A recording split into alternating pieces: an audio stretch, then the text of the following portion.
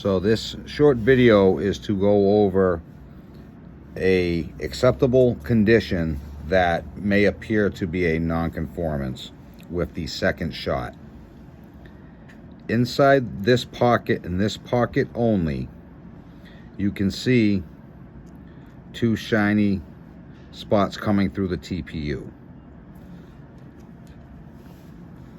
In this picture, this is your optimal condition, is to have it all covered in.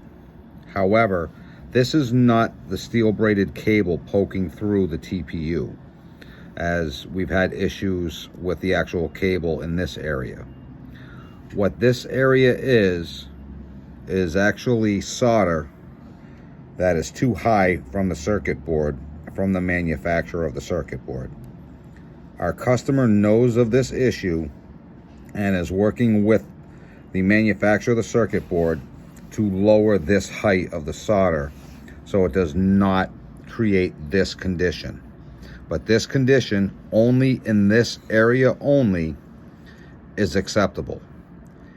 Any other steel braided cable or any silver shining coming through any other area of the TPU is not acceptable, just in this area right here. Now, one condition that you may see is on this part right here, you're going to see sometimes a small, what appears to be a crack.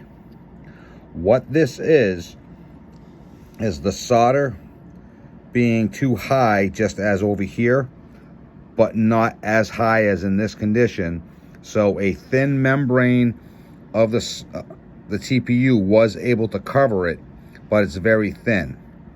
Now you'll see these 4 marks. These are the ejector pins that release the part from the tool.